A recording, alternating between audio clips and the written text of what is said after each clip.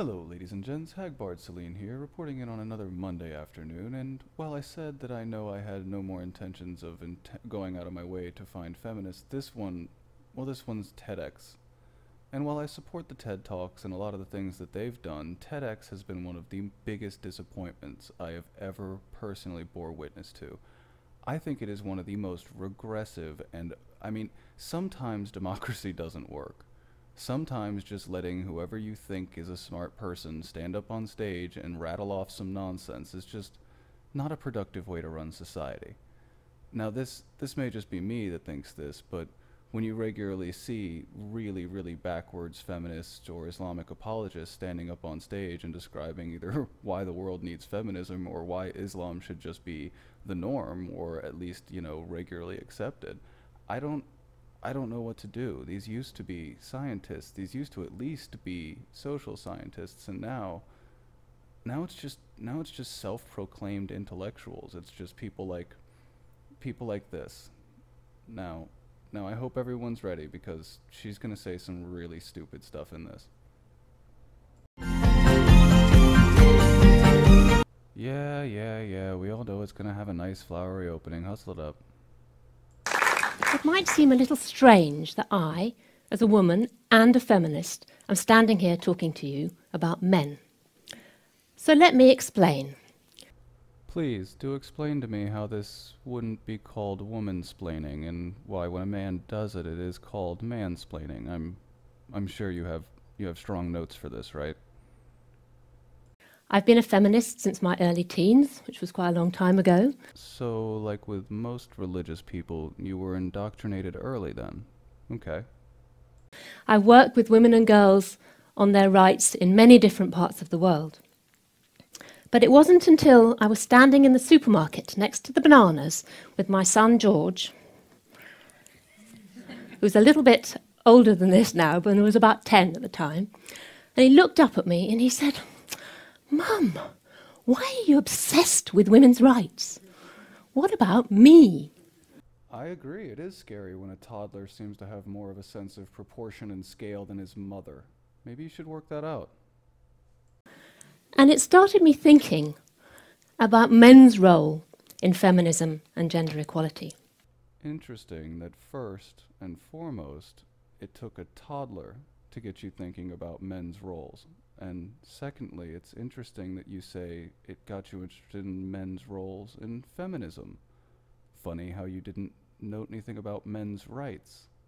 Just men's roles in feminism.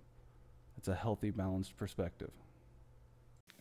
My partner and I had been really clear that we wanted our daughter Rosa to have as many chances in life as our son. I had seen too many girls in different parts of the world who were denied those chances. I note that you say that, but you're very careful not to say anywhere in the West. Now, I'm sure that women in Sri Lanka, India, Saudi Arabia do not have the same opportunities, but with or without your insistence, your daughter would. I knew that, for example, one woman in three faces violence from an intimate partner, usually a man.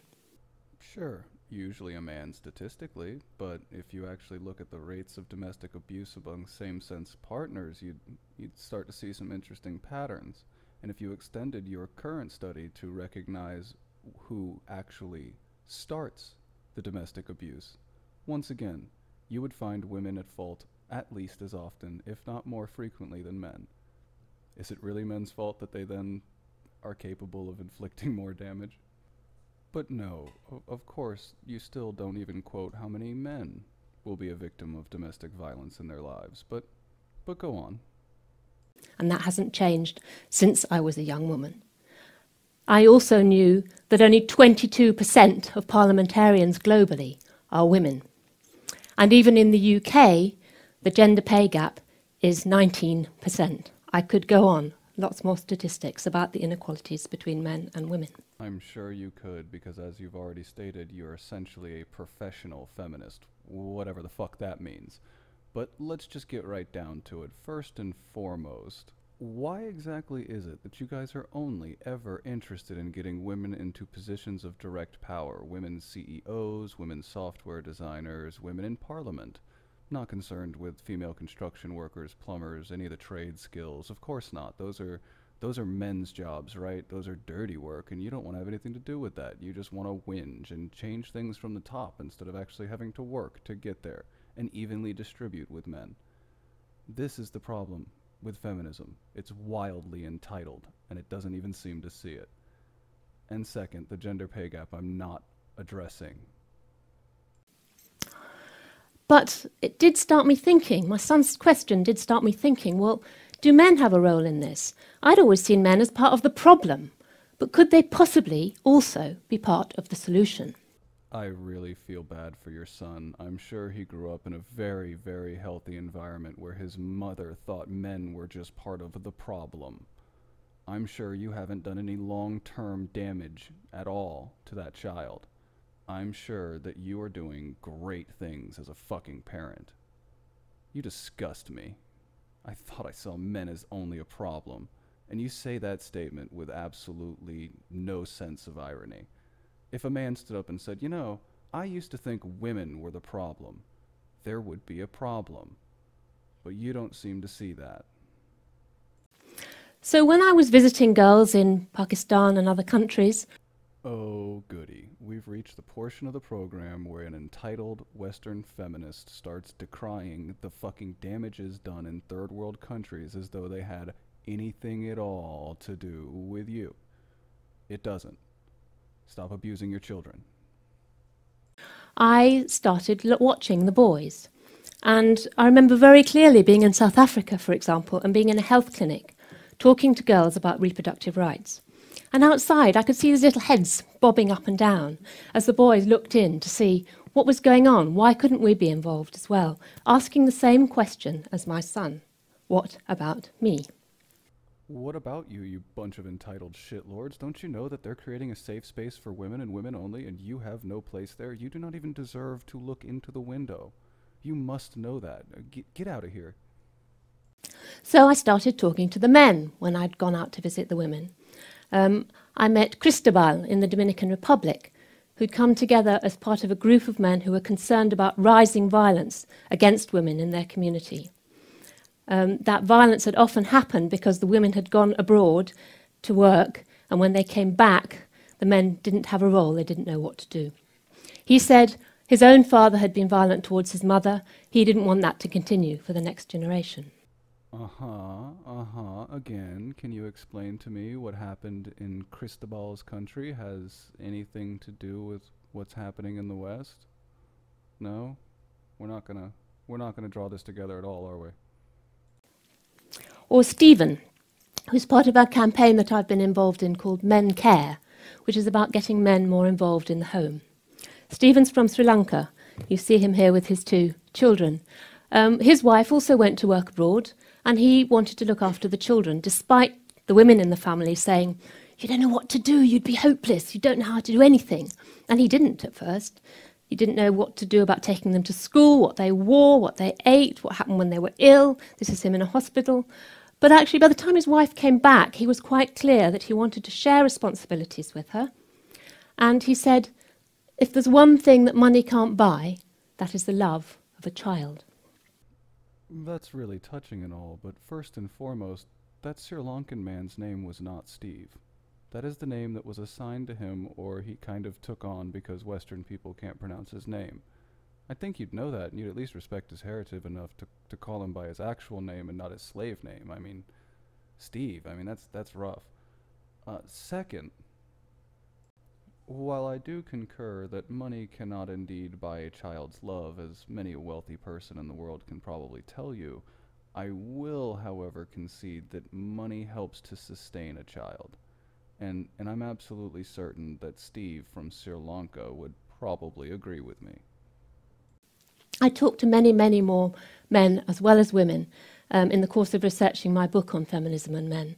And I have become increasingly convinced that we need to involve men in a number of different ways in work on gender equality and women's rights.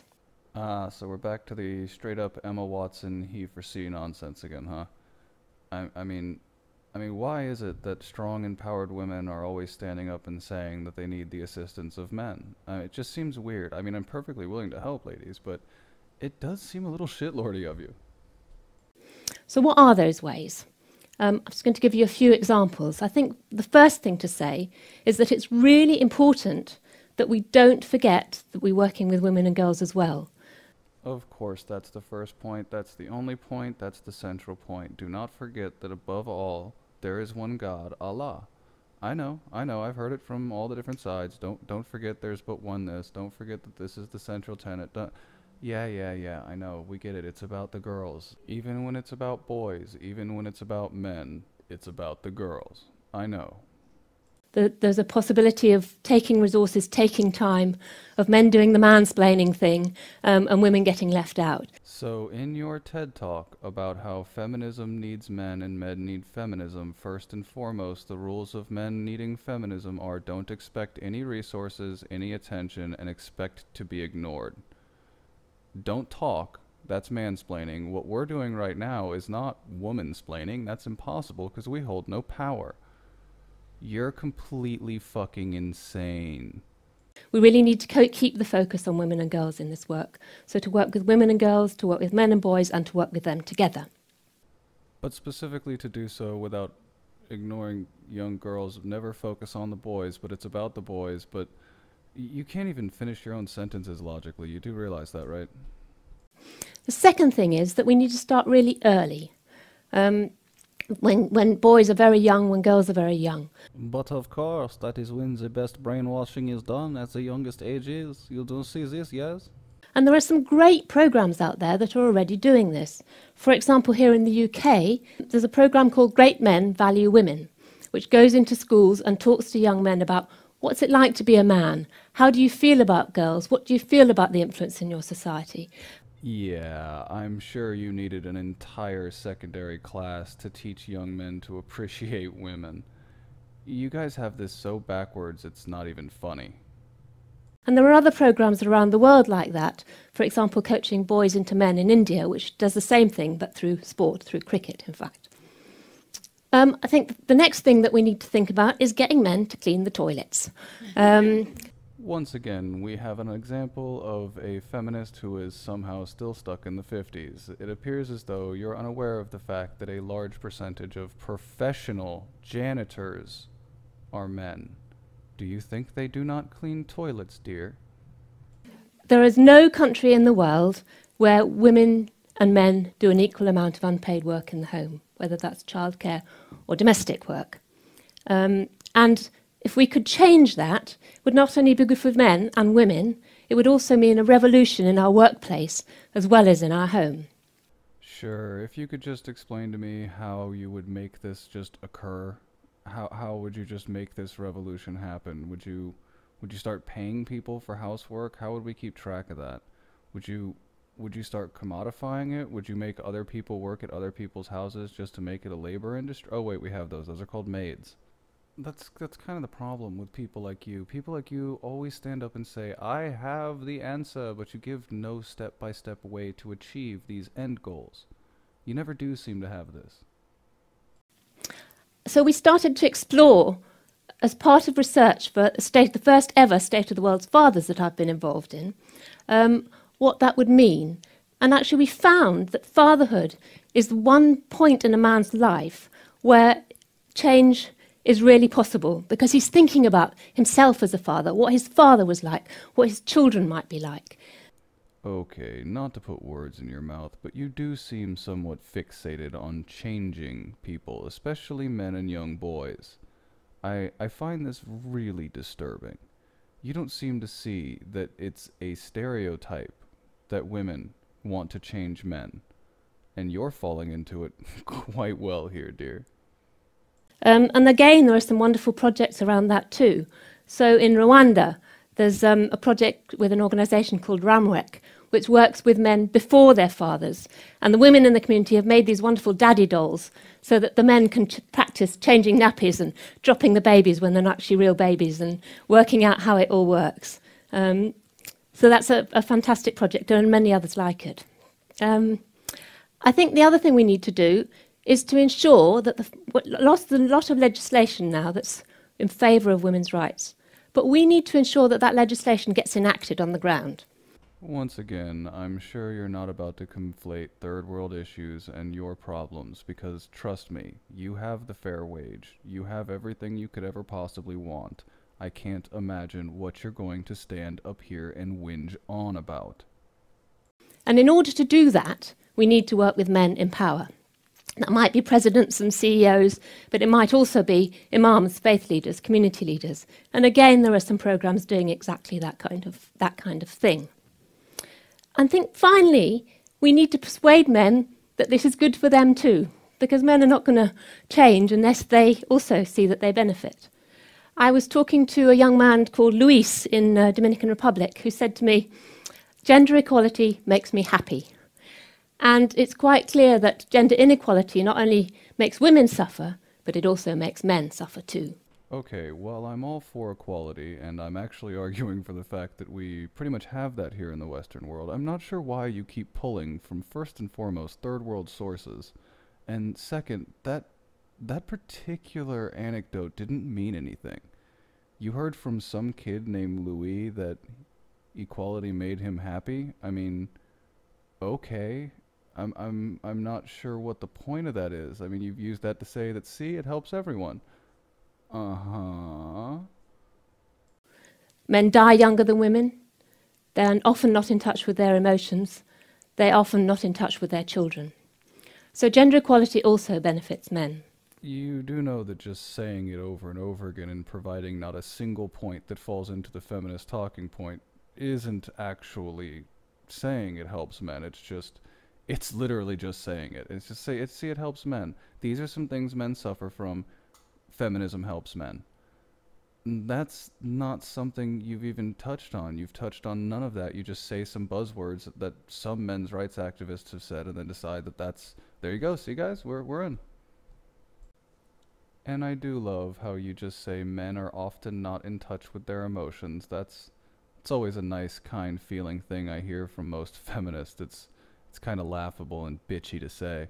And secondarily, the aren't in touch with their children, that wouldn't have anything to do with the fact that in most states and cities they're not granted custody as often, and they're actually easily slandered against to deny them access to their children. It's not difficult to do, and it's done with some fucking regularity. And I do think this is beginning to change. So I've met lots of young men and women who call themselves feminists. I think the younger generation, the mine, are much happier to call men feminists as well as women feminists. I think that's a great change. Of course you do, dear. It's a change you and yours made happen. You initiated that change, and now you're like, see, look, we got a whole new generation to mindlessly accept that they are a thing. You see, they all say they're feminists because otherwise their peer group ostracizes them. They don't even have to believe this shit. It's a new form of religion. Whether they call themselves pro-feminist or feminist, I don't really mind. I think there are fantastic campaigns out there, like the United Nations He for She campaign, which gets men to sign up in support of women's rights, and over 500,000 men around the world have already signed up. Add 500,000 cuckolds to your list of losers. What the fuck is your point? I was in Delhi last November with 1,200 people from 700 organisations in 92 countries. And what were they talking about? They were talking about men and gender equality. They were talking about how to build a better society by involving men and boys. It was a fantastic conference. TED is about changing the world. Actually, TED is about technology, entertainment, and design, of which none of this has anything to do with. It's not entertaining, it has nothing to do with technology or design. Once again, you have wormed your way into something that has nothing to do with you, and you're ruining it with your nonsense. And I'm clear about one thing. We women have changed the world beyond our grandmother's wildest dreams. Or nightmares. But there's such a long way to go, still. And I don't want my son's question, why me, to remain hanging for the next generation of boys and girls. Then you are doing a terrible goddamn job of it. So I'd like men to stand up to other men. I'd like them to say, enough. Enough violence against women. Enough sexism. Enough discrimination. This is really the image you guys went with? Allahu Akbar much? Oh my God, you guys don't see... but enough of the violence against women. I guess we should commit violence against men who talk out against women. That will be your jihad, your feminist jihad. Put that finger in the air and Allahu vagina bar, I guess. Enough of men holding all the power. Enough of women and girls as second-class citizens. Thank you very much. Nope. No. Nuh-uh. Cutting you off there, not listening to your stupid applause for your ass-backward speech that didn't actually do anything. Why is it that you guys can't seem to focus? Why is it that you seem to think you get to have CEO positions and that's it? You get to be CEO, tech designers, but I mean, you don't want to clean sewers. That's awful. But men should clean toilets, right? I mean, do you not understand how weird a double standard you seem to hold? Do you not seem to understand that you're not creating a better world for your son? You're still treating him like a second-class citizen. You're still treating him like a tool. That's what his society is going to do anyway. That's what his society has always done. And now you're telling him that is his place as a tool for women. Well, congratulations. I'm sure he will grow up completely psychologically healthy. I'm sure he will have many a fruitful and long relationship.